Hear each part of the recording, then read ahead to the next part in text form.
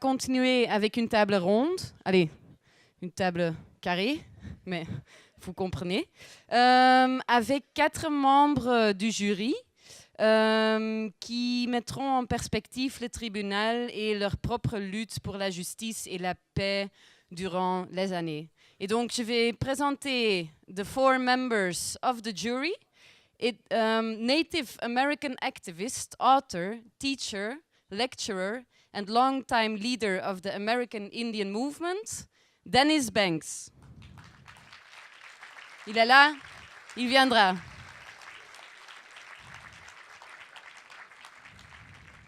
There's Northern Irish peace activist, Nobel Peace Laureate, Mairead Corrigan-Maguire. Vous pouvez venir.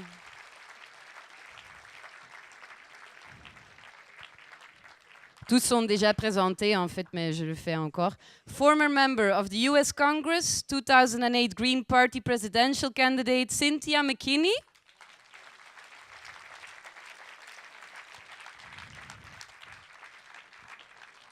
Welcome. And activist, songwriter, bass guitar player, founding member of the band Pink Floyd, Roger Waters.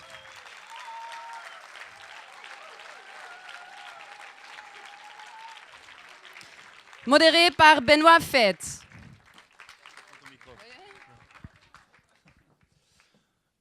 Well, dames en heren, ladies and gentlemen, Monsieur, Dame, this will be in English, of course. Thank you for attending. And thank you, the 4 of you, for being here. We have an hour in front of us for this round table. As you said, Mikey, it's not especially round, but at least we can... Well, everybody can see you.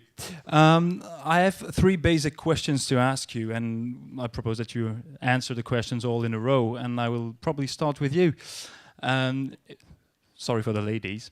I will start with you, Dennis Banks. Can you just tell us, what was the turning point in your life? When you decided to be committed to the Palestinian issue? I think you have a microphone there. It's supposed to be switched on. Testing 1, 2. Probably, I don't know. You get so many ideas, idealistic ideas about hoping that a certain state will turn and be a good state. But when I realized that there was just no turning back for the state of Israel, that it was becoming a bully in the Middle East, and it was using a lot of United States economic aid turned into military support.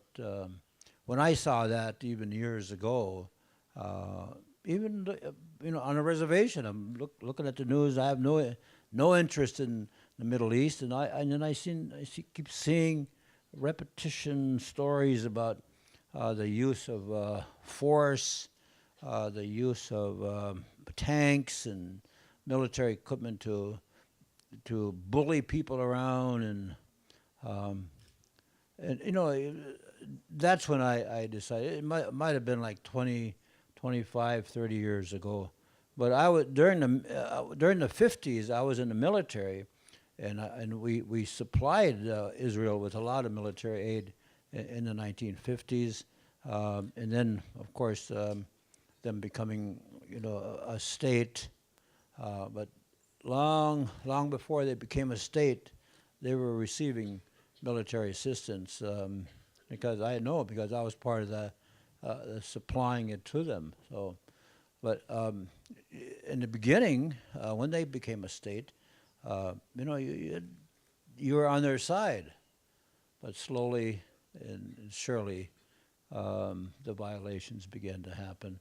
And so in the back of my mind, I've always saying the treatment of what they're doing now to the Palestinians is the same as how the treatment of Native people were during, since 1492.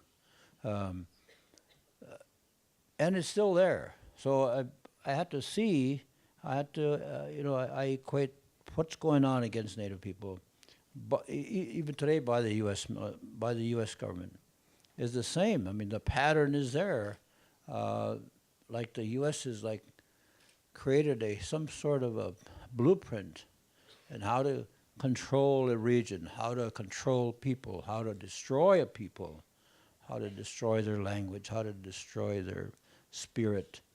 And but of course, I sit here as a Native American and to tell the United States that their policy of trying to destroy Native America has failed.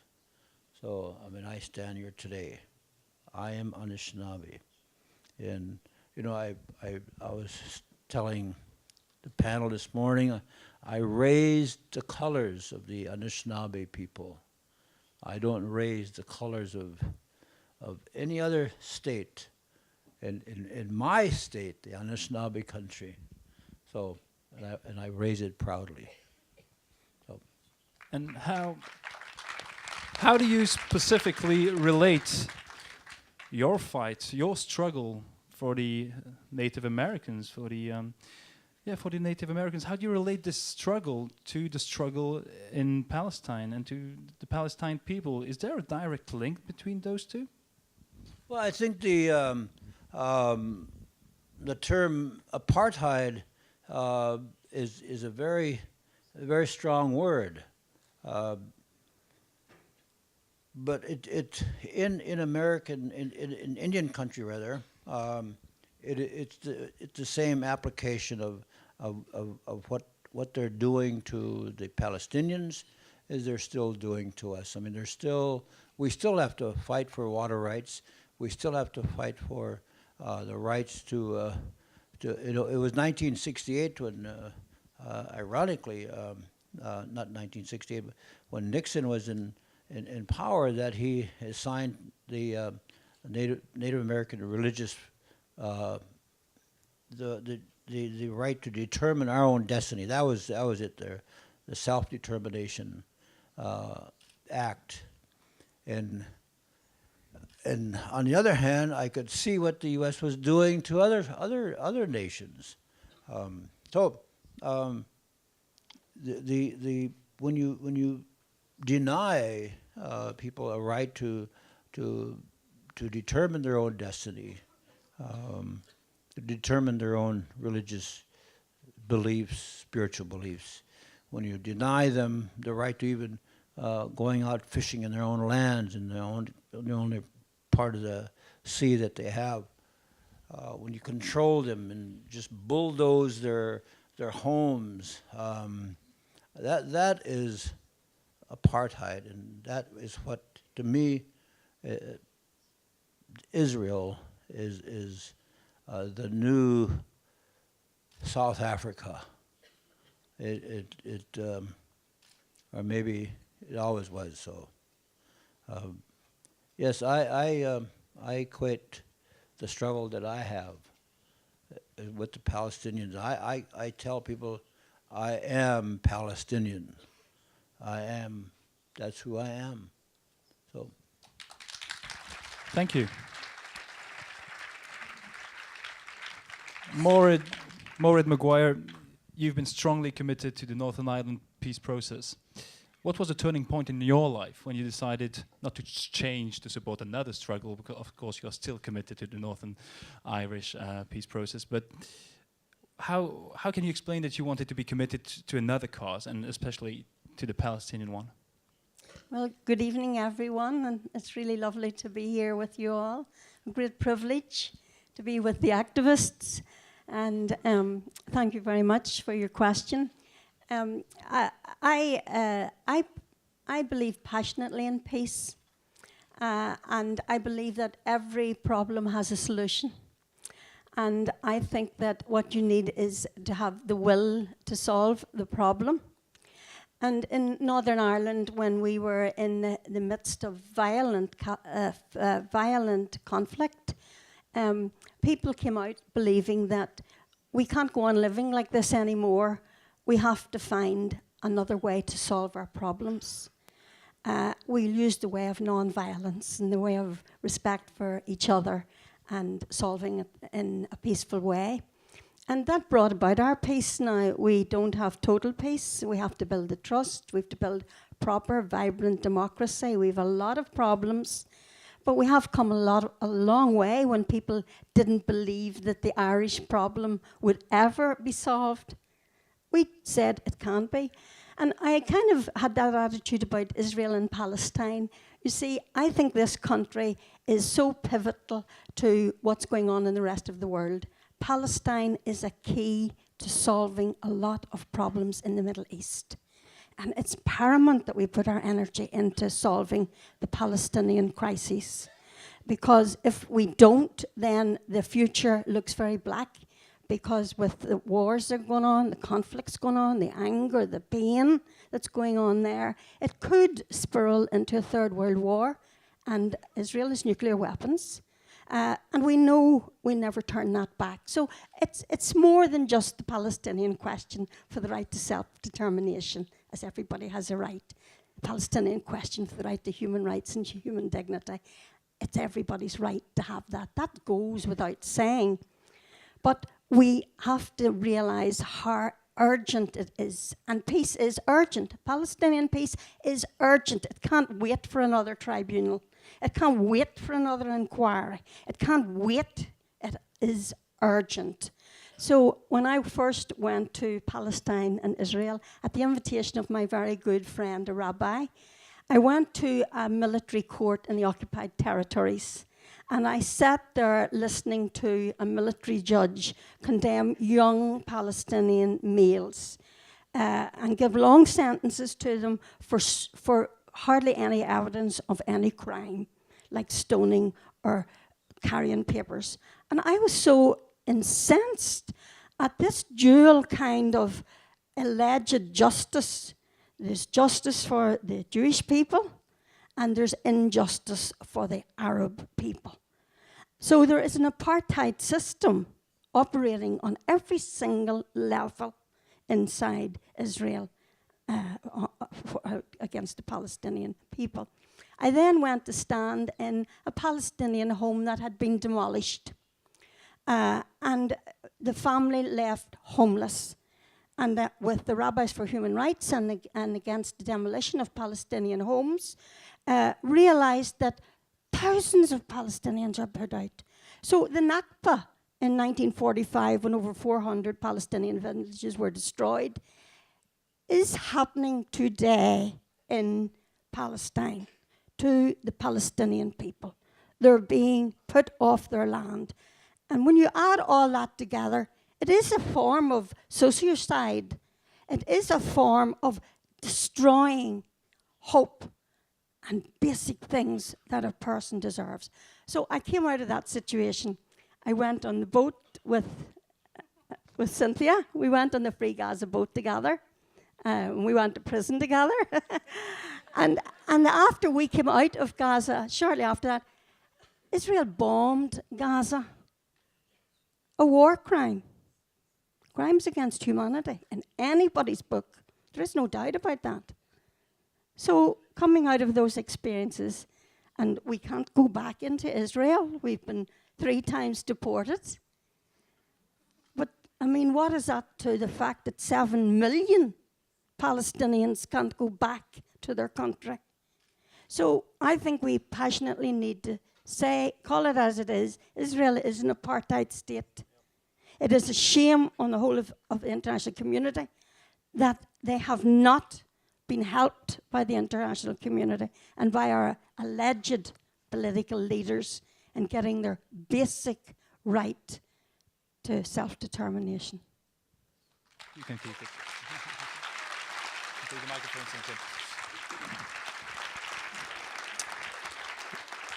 Cynthia McKinney, same question. When did you start being committed to the Palestinian issue, and why? Well, first of all, can you imagine how I feel at this moment when I'm sitting on a stage with Dennis Banks, the co-founder of the American Indian Movement, a movement that I look up to, and I'm sitting and had the experience of going to prison with a real Nobel Peace Prize winner.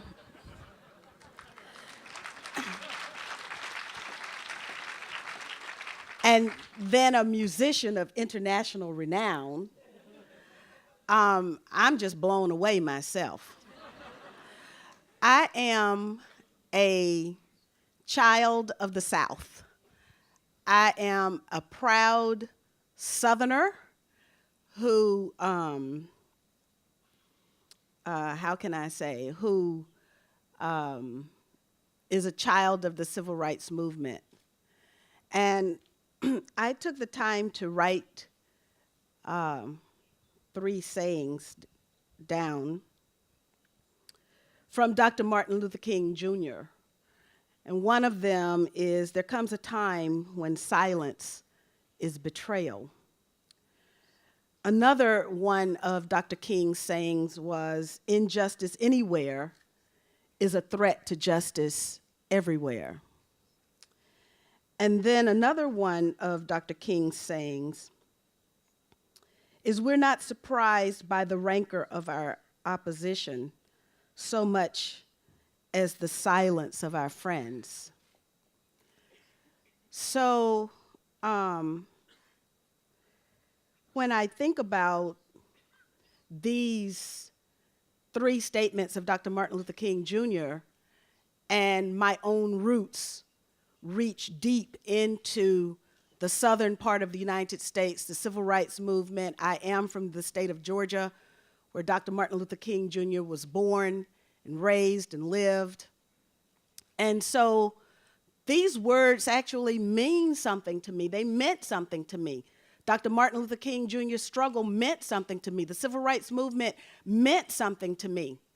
And so it wasn't just words.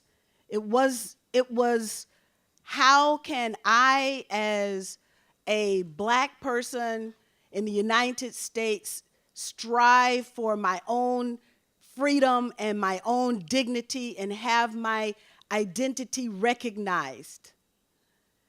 That's what my struggle was. And when I understood that my struggle was part and parcel of what it meant to be a Southerner, what it meant to be a child of the struggle of Dr. Martin Luther King Jr., then what else was I to do?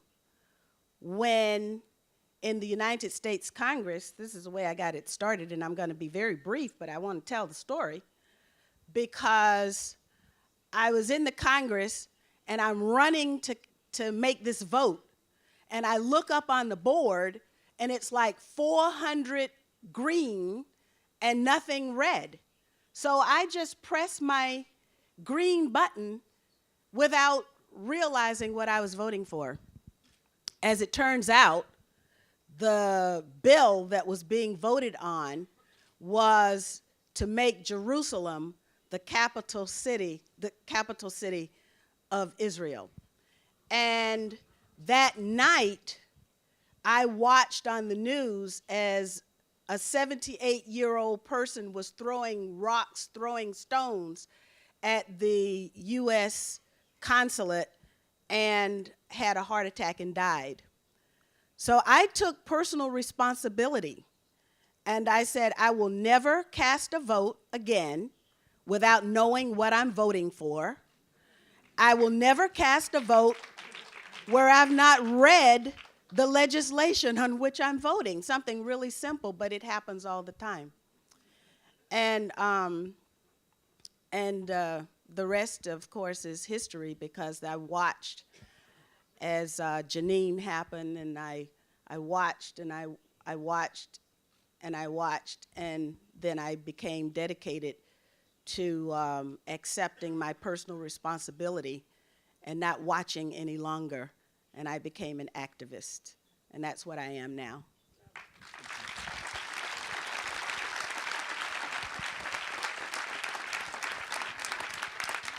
Roger Waters, we all know that you've been writing songs about walls since a while now. And I watched this recent song of yours, which is a famous protest song, We Shall Overcome. I think you just been playing this song, and I watched it this afternoon on YouTube. I didn't download it. I watched it on YouTube with my little kid. And I just want to know, why did you decide to be committed to this issue? There are plenty of other issues on the planet. Why this one? Well,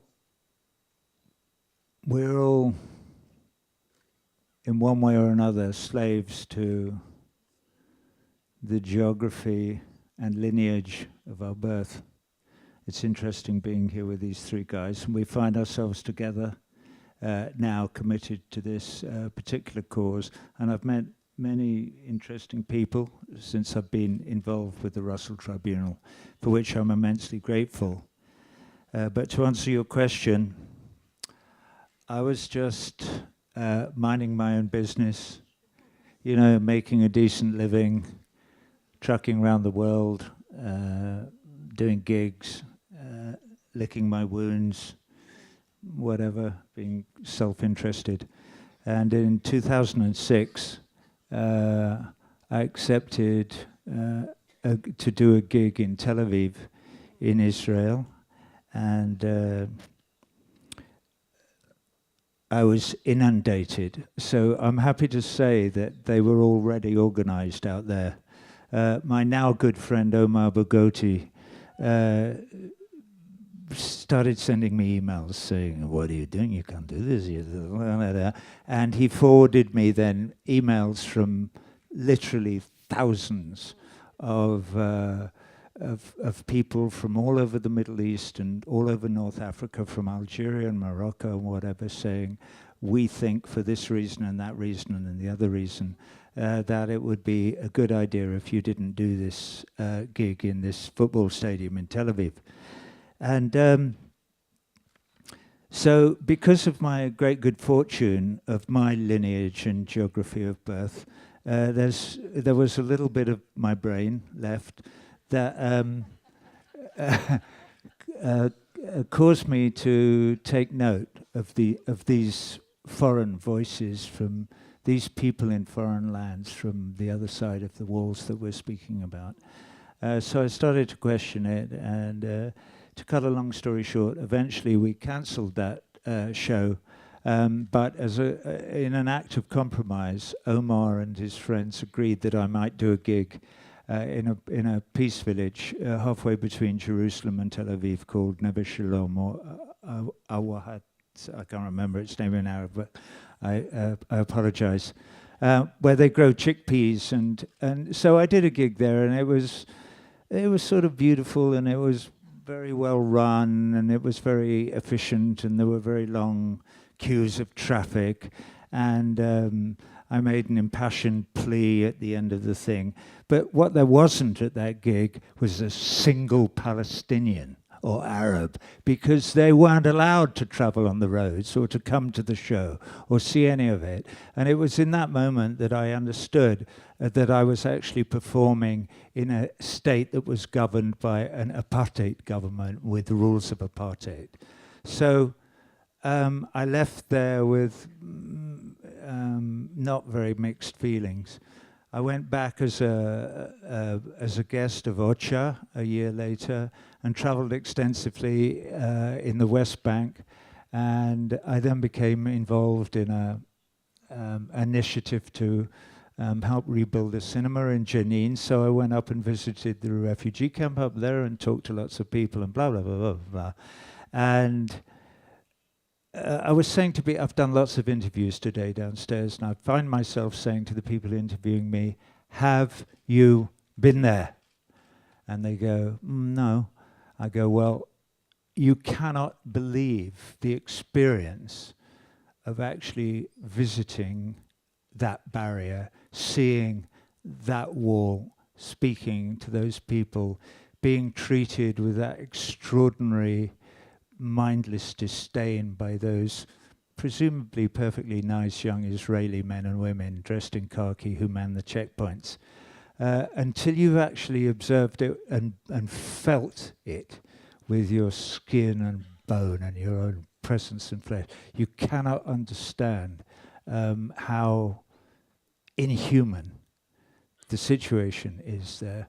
as you watch people queuing for endless hours to get through the barriers.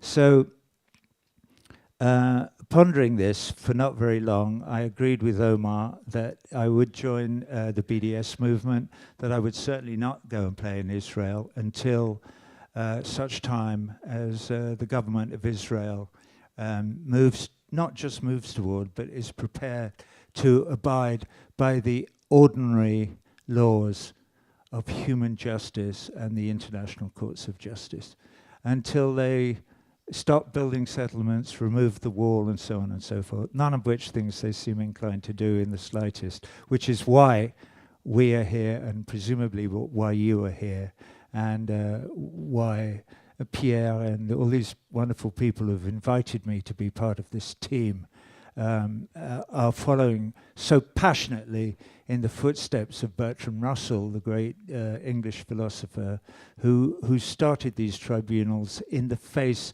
of the illegitimacy and illegality of the American invasion of Vietnam all those years ago. So that's how I got involved in this struggle. We are coming to the end now of the fourth Russell Tribunal on Palestine. This is our last session, and you, if you're here tomorrow, will hear more about the way that we feel that we should move forward.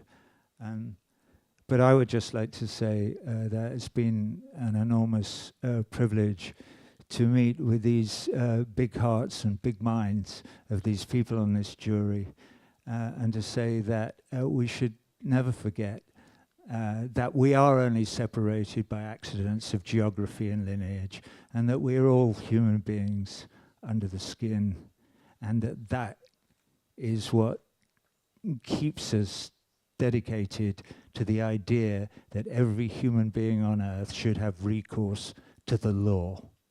And that's all I have to say. I'd like to comment a little bit more on what Roger has brought up.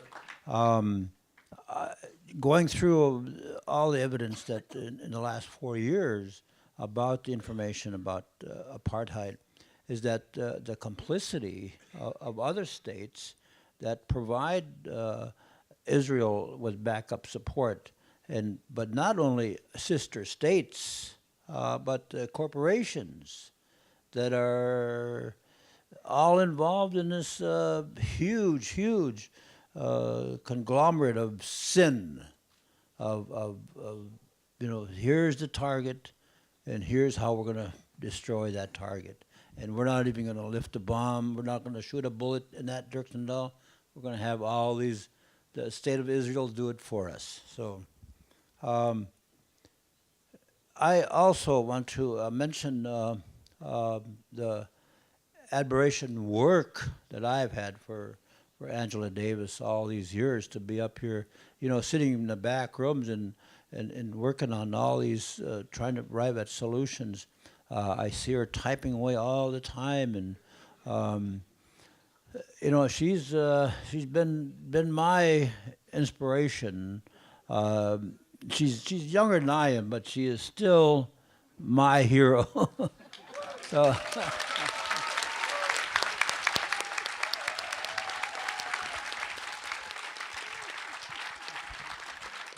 John Wayne is not my hero. Not very surprising. Yes, please go ahead, Cynthia. Please go ahead. Add to what Dennis is saying, because I think what a privilege it has been to sit on for me to be asked to be on a jury in the first place, but to serve with the people that we've been asked to serve with. And Angela is an icon. You understand? But she's not the only one. Everybody here, everybody on the jury, they're icons. And imagine that music that we just heard, where Miguel, his art of resistance comes through his fingers. I have to figure out, what am I going to do to resist today? That's what I do every day. And but the people who put this tribunal together. And it demonstrates the power of an idea combined with action and a collective spirit, because they made it happen. I don't know whose idea it was, but Pierre and the opportunity to get to know Stefan Hessel. I mean, you know, it has just been marvelous for me as a budding activist to see real activists, professionals at work, making something happen and making a difference in the whole world, bringing people together and making a difference for people that they don't even know. Imagine how selfless that is. Cynthia, you're great because you just answered the question I didn't ask. So I'm going to ask it anyway to you, Maureen Maguire, if you don't mind. We all heard that you're obviously very happy, satisfied of your commitment to this Russell Tribunal on Palestine. My stupid question is, did you learn anything?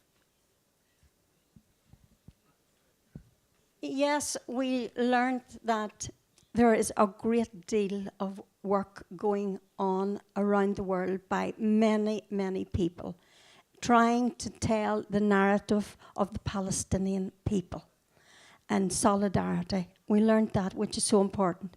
But we also learned during our whole processes that it's the Palestinian people who are the heroes of the story and of the day.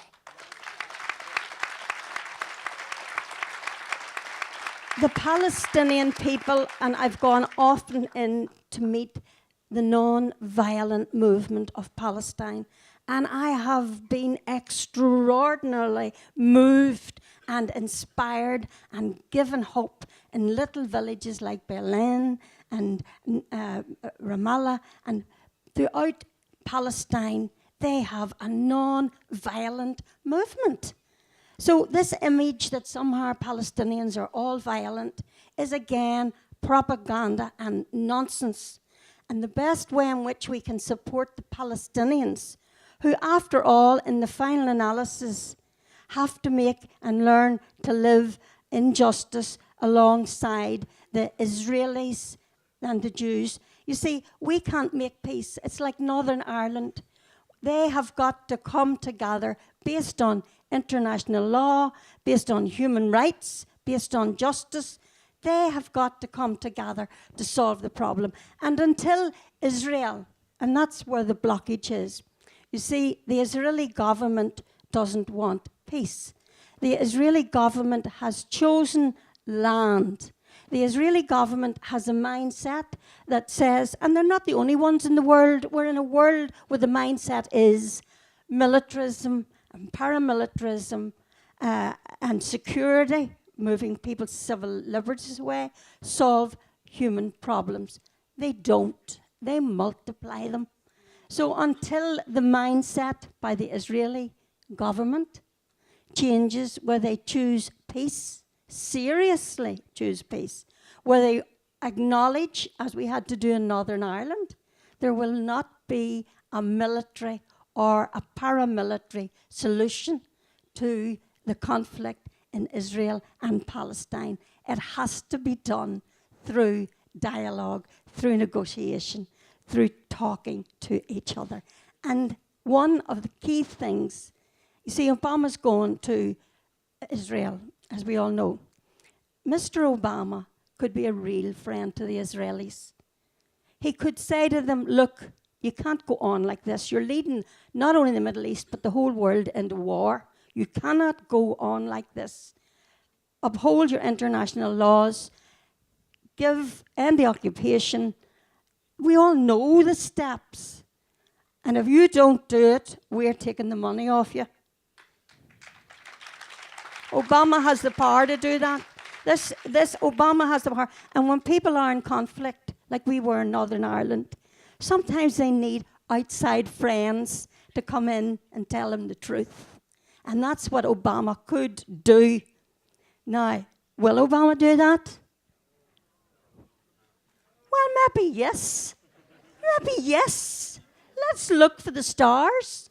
Let's challenge Mr. Obama to go in there and be a world leader.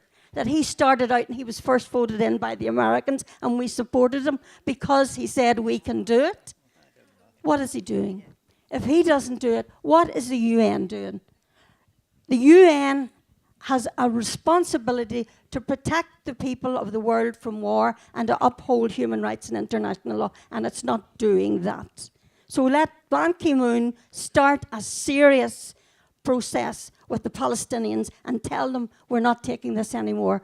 No country in the world has had the audacity, the arrogance, the cheek, the duplicity to say to the international community, we don't care at the United Nations if you have 62 or 63 or 64 resolutions against us.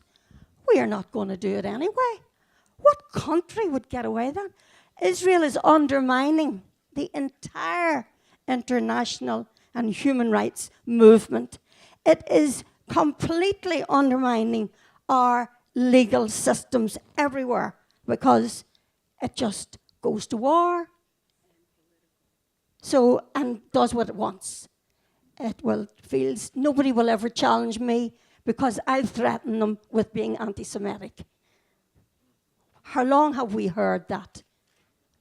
We have to say to Israel, enough is enough. We are not afraid of you. We call your bluff. And if you won't uphold international law, you will be put out of the United Nations because you have not earned the honor to be a member of the international community. Stephen Gallen said one thing on his last, a wonderful man.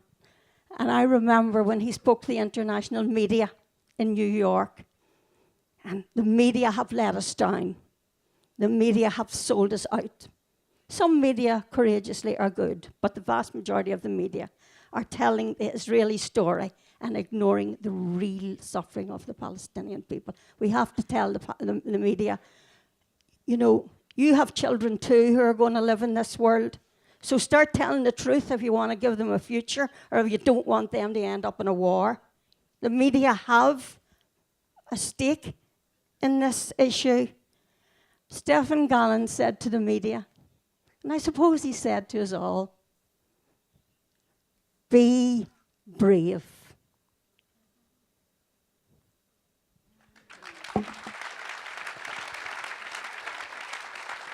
You know, one of the questions you asked, what did I learn from this experience that I've had with the tribunal? I do know that the tribunal has brought together people looking for and searching for answers. We have no legal judicial arm, but I think what's possible. You know, one thing during the '60s, you know, when the war was going on in Vietnam, I used to see 10,000, 50,000, 100,000, 200,000 people in the streets, 250, 500,000 people walking on Washington, D.C. I have not seen, you know, any kind of movement like that since the war ended.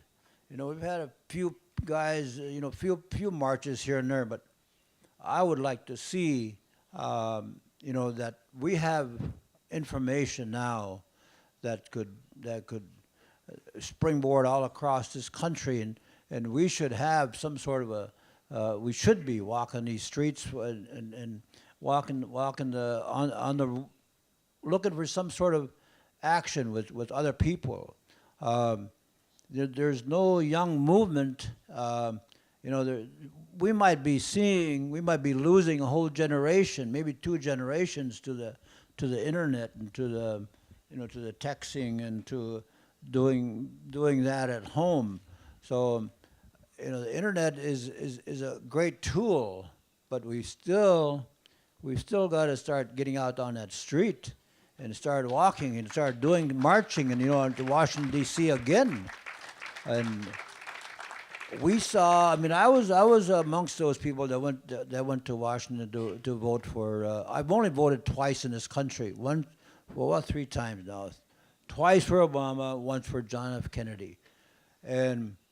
But I failed to see, any young, I don't know why our young people are not out there. This information it's on the news every day about what's going on in the Middle East.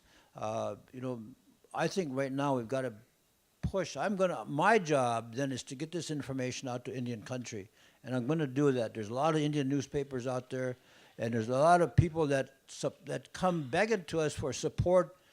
Politicians, we've got casinos and a lot of non-native people. They're they're trying to get after our casino money, and they say, "What can we do?" And I say, "Well, from now on, I know what you can do." And it seems to me, some years ago, the Israelis also thought of that, and they almost are getting pledges from people who are running for the Senate, running for Congress, making them sign some sort of a pledge that they will not, in exchange for money, of course, that they will not vote against anything about Israel. So, even that, but nobody says, well, not me. I didn't do that. I don't sign those pledges. Well, actually, I did, which is why I'm an ex-member of Congress. Oh. Actually, I did, and that's why I'm a former member of Congress, and this is what Roger wanted to talk about, so I want to, just... Well, I'm not sure that this is a very short conversation, but it's actually, with all due respect, President Obama cannot decide to withdraw funds from Israel. It would need to be passed by an act of Congress.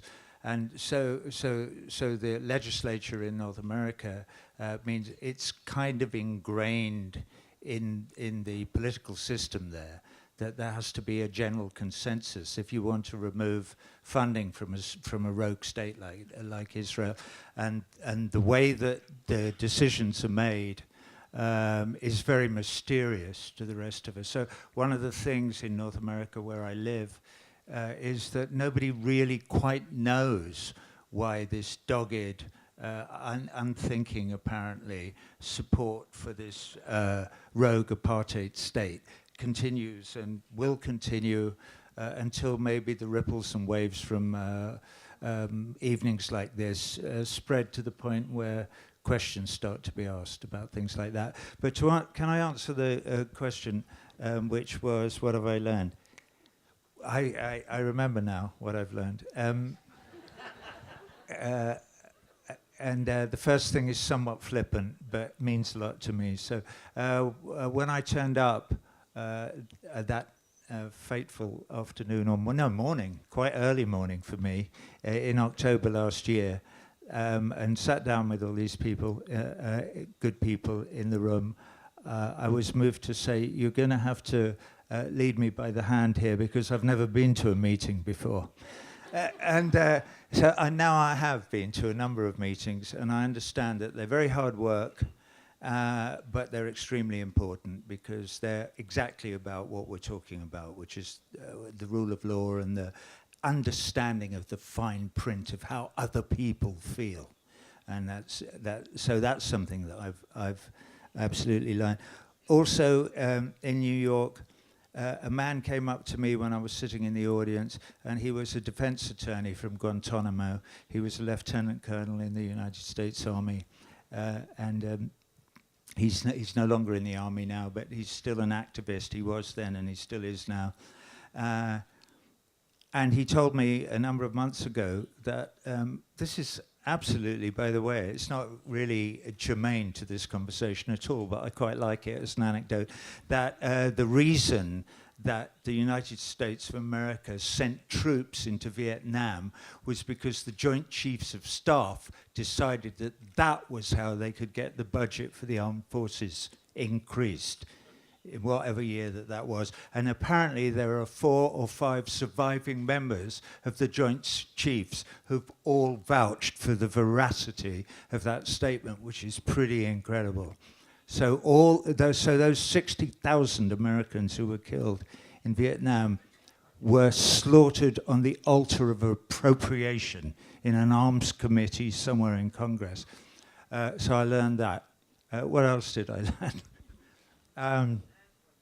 I don't know. Politics is a strange and difficult animal.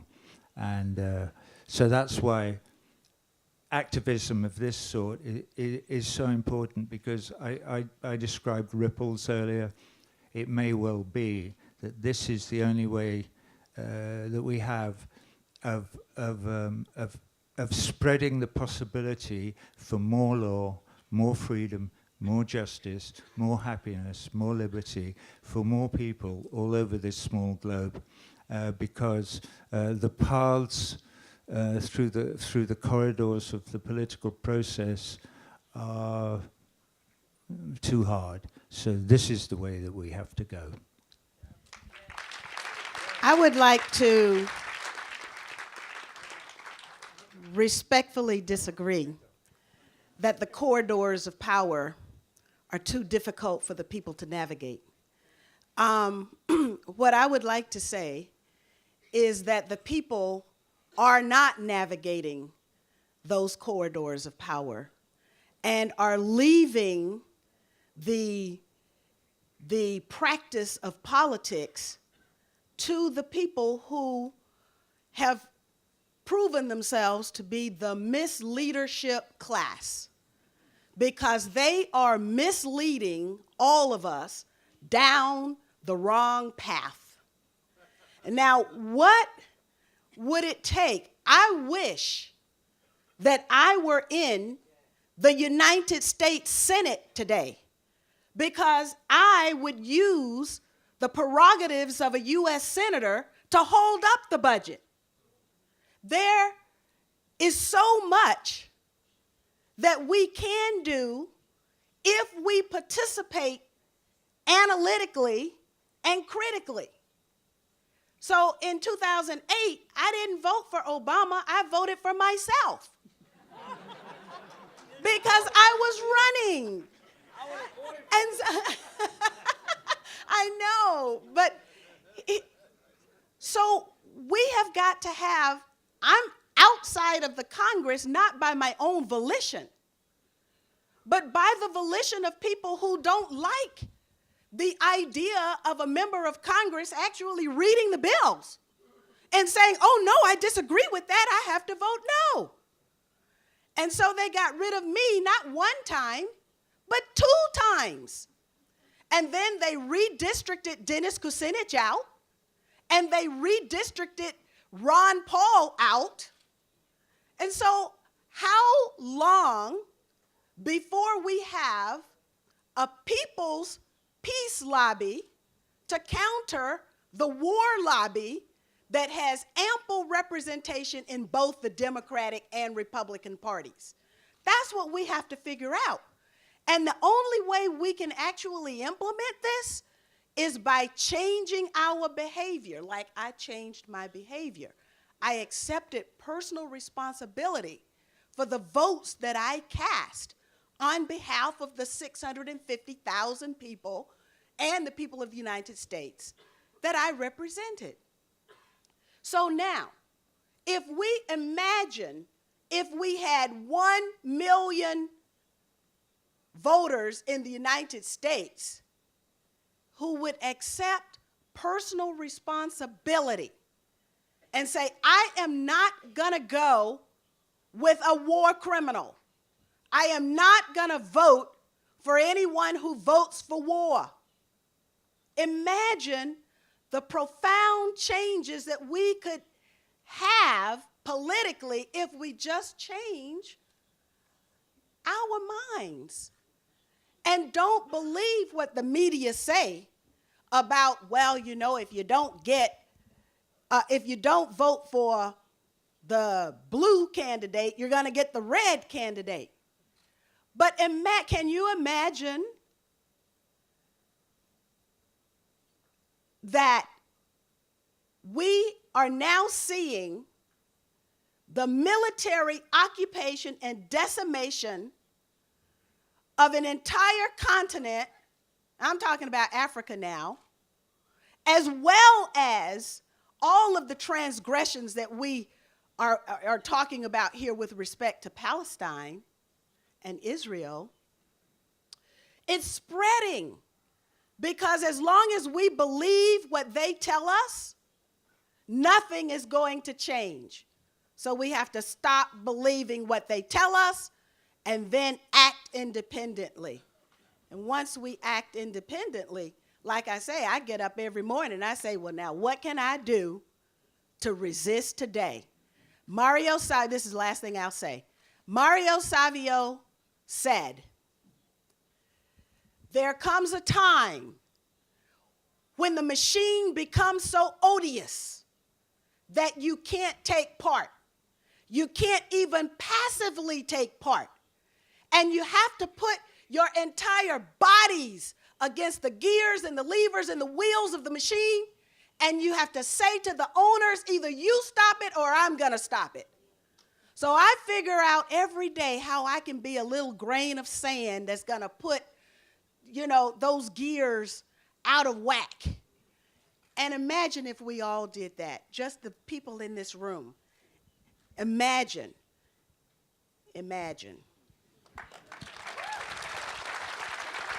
Thank you, Senator McKinney.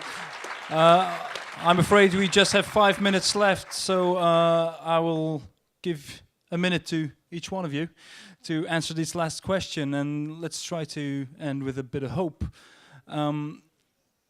What are your expectations today about this experience you had through the Russell Tribunal on Palestine? Dennis Banks?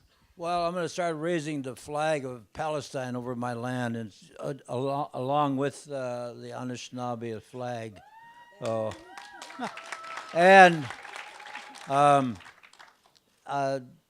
Rogers talked about there's the evil in the politics, and it goes along with my philosophy that stay away from wood ticks, lunatics, and politics. Maureen Maguire. Well, I just have been enriched and inspired by the people that I have met here. And I think that this movement of people here and around the world, the social movements, the environmental movements, the women movements, human rights movements, there is a tremendous movement out there, a new consciousness that is being created. And that consciousness is about the fact that we are all human beings and that we all need basic things in life, and that there's enough to go round, there's enough for our needs, but not for our greeds. So I take the fact that this movement is growing, and it will change things at the top. But especially, I think we should remember tonight the prisoners in Palestine. We have Fatma Barghouti here, and we'll hear her tomorrow of the plight of the prisoners. And her husband, Marwan Barghouti, is a great spirit within the movement inside the prisons. And like Mandela, he is working in the prisoners and for prisoners' rights for the Palestinians. Let's choose somebody like Barghouti and campaign for his freedom like we did for Mandela. Make him a household name and make the movement to say Israel has a partner for peace and somebody they can talk to, and start releasing Barghouti and the political prisoners, because they are a key to unlocking the hearts and the minds of not only people in Palestine, but people around the world. So free Barghouti and the prisoners. Cynthia Maguire, Well, in 60 seconds. 60 seconds, it's easy for me. The Russell Tribunal on Palestine has been a part of the creation of a new reality, because we can actually talk about Palestine, and not just on the fringes of political power and the political process, but we can talk about Palestine inside the United States Congress, something that in 2002, when I got kicked out, was an impossibility to even contemplate. So that rise in consciousness that Mairead is talking about has occurred because of every one of you, the ripple that you have created, the ripple, the grand ripple that the Russell Tribunal on Palestine has created. And we just got a lot of work to do, and I'm ready to join with you and make sure that it gets done. I have hope because of what the Russell Tribunal on Palestine has done. Yeah.